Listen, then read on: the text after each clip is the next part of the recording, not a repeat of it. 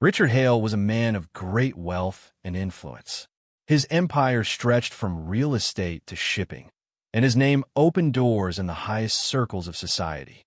Yet, for all his success, there was one thing that weighed heavily on his mind: his only son, Daniel. Daniel was kind-hearted, intelligent, and humble. Unlike many young men born into privilege, he treated everyone with respect, whether they were CEO or a waiter. When he announced that he had met a woman he wanted to marry, Richard should have been happy.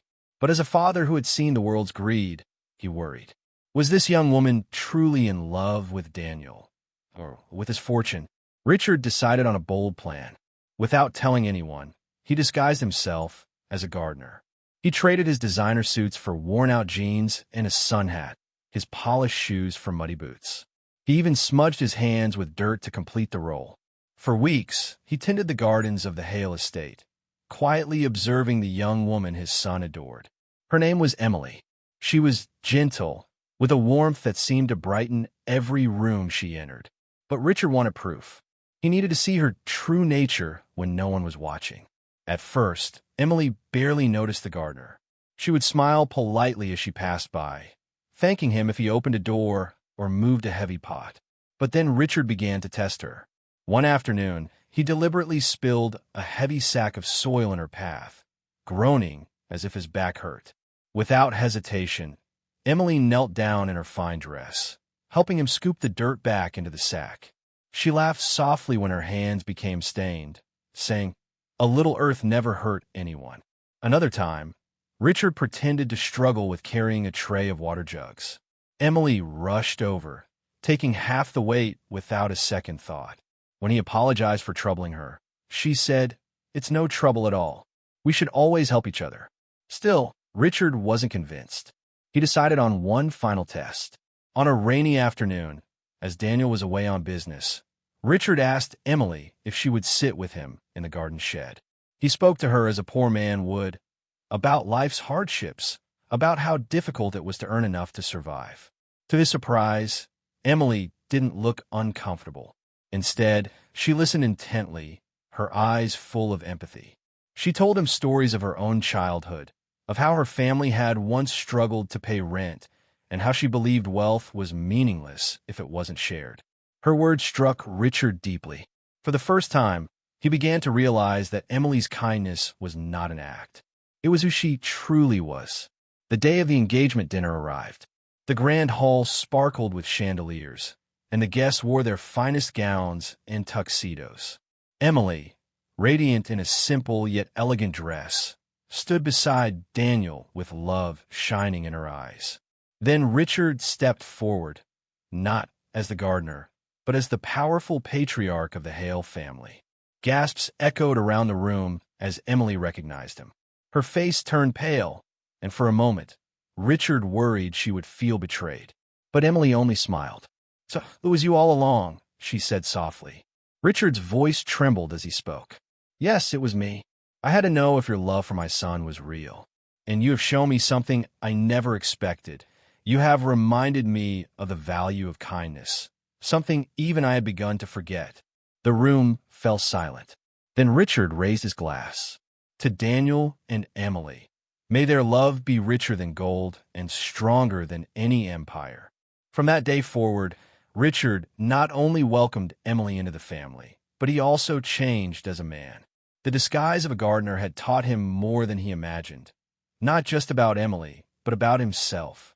The wedding preparations began, and the Hale mansion buzzed with excitement. But deep inside, Richard still carried a shadow of doubt. What if Emily had simply been kind out of politeness? What if, when faced with the true weight of the Hale fortune, her intentions changed?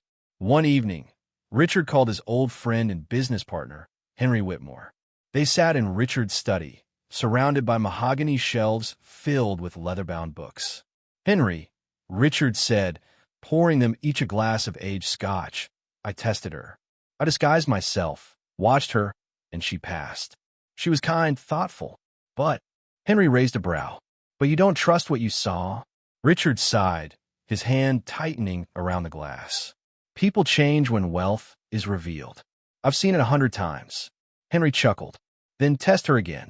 This time, not as a gardener, but as a man with power. See how she reacts to the darker side of wealth. Richard frowned. And risk breaking my son's heart if she fails. Better now than after marriage, Henry replied quietly. A week later, Richard arranged for Emily to join him in his private office under the pretense of discussing the wedding finances. The room was intimidating, with floor-to-ceiling windows overlooking the city skyline and a long oak desk where countless multi-million-dollar deals had been made. Emily entered nervously, smoothing the fabric of her modest dress. "Emily," Richard began in his deep, authoritative voice, no trace of the humble gardener left. "As Daniel's father, I need to ensure that his future is secure. The Hale fortune is vast. Daniel will inherit more than most people could dream of." Emily hesitated, unsure if she should speak. "Mr. Hale, I'm not marrying Daniel for money." Richard leaned forward, his eyes sharp. "And yet, you will live a life of luxury. No more struggles, no more worries. Every desire within your reach." Emily met his gaze firmly. "Luxury is not what I desire. I only want Daniel." Richard studied her, then decided to push further. He opened a folder on his desk, sliding it toward her. Inside were documents, properties, assets, bank accounts, all in Daniel's name. "What if," Richard said slowly, "I insisted Daniel sign everything over to you after the wedding? Would you accept it?" Emily's eyes widened in shock. She pushed the folder back across the desk. "No, that would be wrong. Daniel's achievements are his, not mine. I would never take what isn't mine to claim." Richard felt something stir inside him, an emotion he hadn't allowed in years, relief. But Emily wasn't finished. She leaned forward slightly, her tone softer now. "If you don't trust me, then I will step away. I would rather walk away from all of this than live with suspicion hanging over our marriage." The silence in the room was heavy. For a moment, Richard couldn't breathe. Finally, he whispered, "You would give up Daniel for his sake?" Her eyes glistened with tears. "If that's what's best for him." Richard leaned back, shaken. This was no act, no performance. This was love in its purest form. Richard could not sleep that night. He sat by the fireplace, staring into the flames as the words Emily had spoken echoed in his mind. "I would rather walk away from all of this than live with suspicion." For a man who had built empires, conquered boardrooms, and faced ruthless rivals, Richard realized he had met someone stronger than all of them, a young woman whose strength came from honesty. The next morning, Daniel found his father in the garden, still dressed in the clothes of the gardener. "Father," Daniel said, startled, "what on earth are you doing in those clothes again?" Richard smiled faintly. "I suppose I missed the piece of this role. A gardener sees life for what it really is, fragile, yet beautiful. Not everything can be controlled by money." Daniel studied him, puzzled, but then his eyes softened. "You're changing, aren't you?" Richard chuckled. "Perhaps. And I think it's Emily who has changed me." As the wedding day drew near, news of Emily's engagement to Daniel spread beyond their circle. Not everyone was pleased.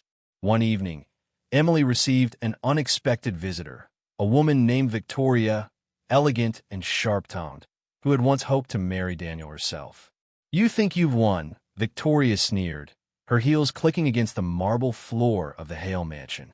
"But you're nothing. Do you know how many women like you I've seen? They come with sweet smiles and humble stories, and then they reveal their true colors." Emily held her ground. "If you came here to insult me, you're wasting your time." Victoria smirked. "Oh, I just thought you should know. Men like Daniel don't marry girls like you. They marry women of their own world. You'll see. The pressure, the whispers, the expectations, it will crush you." For the first time, Emily felt doubt claw at her heart. She wondered if she truly belonged in Daniel's world. Later that night, Daniel found her quiet and withdrawn. When he asked what was wrong, she whispered, "What if I can't fit into your life? What if your father was right to test me?" Daniel took her hands in his. "Emily, I don't want someone who fits into a world of money and power. I want someone who fits into me. And that's you." The grand cathedral was filled with hundreds of guests, chandeliers glowing like stars above. Reporters lingered outside, eager to photograph the union of the Hale heir. Emily stood at the entrance in her gown, her hands trembling. But when she saw Daniel waiting for her at the altar, her fears melted away. As she walked down the aisle, she noticed Richard watching her closely. His eyes, once calculating and guarded, now carried something else, pride. When the vows were spoken, Emily's voice wavered only slightly, but her words were filled with sincerity.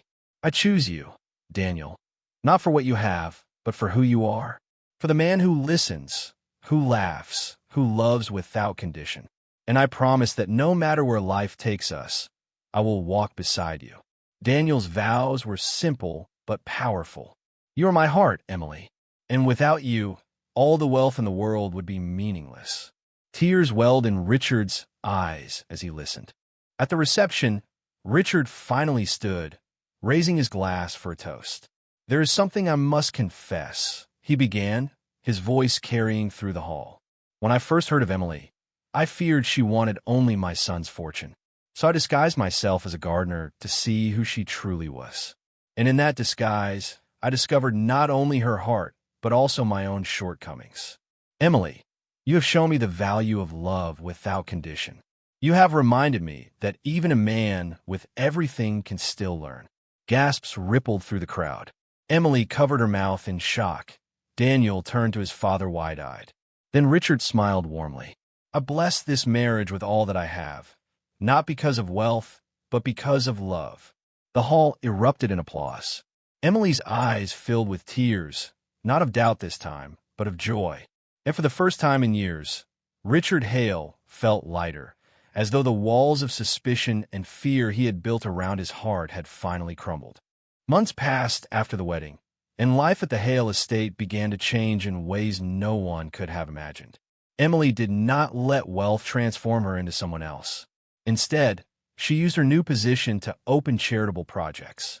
She convinced Daniel and, eventually, Richard to fund community gardens in poor neighborhoods, scholarships for underprivileged students, and shelters for the homeless. One afternoon, Richard walked through one of those gardens, surrounded by children laughing as they learned to plant flowers. For the first time, he wasn't Richard Hale, the tycoon. He was simply an old man holding a watering can, smiling as a little girl handed him a flower pot. He realized Emily had brought something into their family that money never could: humanity. Richard and Emily's relationship grew stronger over time. Where once he had doubted her, he now sought her advice. One evening, as they sat on the veranda watching the sunset, Richard spoke softly. You remind me of my late wife, he admitted. She had that same light in her, the kind that made you believe the world could be better. I lost sight of that after she passed, but you've brought it back. Emily's eyes shone. Then I suppose I didn't just marry Daniel. I became part of you too. Richard chuckled, his voice thick with emotion. Yes, my dear, you are the daughter I never had. But life was not without trials. A business scandal erupted when a rival company accused the Hale empire of corruption. Newspapers swarmed with headlines, and Daniel, though innocent, was dragged into the storm. In those dark weeks, when whispers of betrayal and greed filled the city, Emily stood firm by Daniel's side. She faced the press with dignity, defended her husband's character, and comforted him when the pressure became unbearable. Richard watched in awe. Where others might have cracked under the weight of such a storm, Emily grew stronger. And slowly, the truth emerged, clearing Daniel's name and restoring the Hale family's honor. Afterward, Richard said to her, You have done more for this family than all the wealth I ever built. Years later, the Hale mansion no longer felt like a fortress of pride and suspicion. It was a home filled with laughter, gardens blooming under Emily's care, and rooms echoing with the footsteps of children, Daniel and Emily's own. Richard, now older and frielier, often sat in the garden where it all began. One afternoon, little Samuel, Emily and Daniel's firstborn, ran up to him. Grandpa, why do you always wear that old hat? The boy asked, pointing to the sun hat Richard had kept from his garter disguise. Richard smiled, placing the hat on Samuel's head. Because once, long ago, this hat helped me see the truth. It reminded me that love is worth more than gold. As Emily and Daniel approached, hand in hand, Richard leaned back in his chair, his heart full. He had once tested Emily to protect his son, but in the end, it was Emily who saved him from his own doubts, from his own fears. And thus, the Hale legacy was no longer built on wealth alone, but on something far greater: love, trust, and the strength of family. Years rolled by, and the Hale estate became known not for its marble halls or towering gates, but for its gardens. Emily had turned them into living sanctuaries, places where children laughed, families picnicked, and the poor were always welcome. What had once been a symbol of wealth was now a symbol of generosity. Richard grew old, his hair silver and his steps slower. Yet every morning he still walked into the garden with his old sun hat, the same hat he had worn when he pretended to be a gardener. To him, it was no longer a disguise, but a reminder of the lesson that had changed his life. One spring morning, Emily found him sitting by the rose bushes, his cane resting against the bench. His eyes were on the blossoms, but his smile was soft, almost childlike. "You planted these, didn't you?" Emily asked gently, sitting beside him. Richard nodded. "Yes, back when I was testing you. Funny, isn't it? I thought I was watching you, but all along, it was you who was teaching me." Emily squeezed his hand. "And what did I teach you?" Richard's eyes glistened as he whispered, "That love, real love, is the only legacy worth leaving behind." That afternoon, with the scent of roses in the air and laughter of grandchildren echoing nearby, Richard closed his eyes for the last time. He passed away peacefully in the garden he once used as his disguise, not as a tycoon, not as a man of power, but simply as a father, a grandfather, and a soul finally at peace.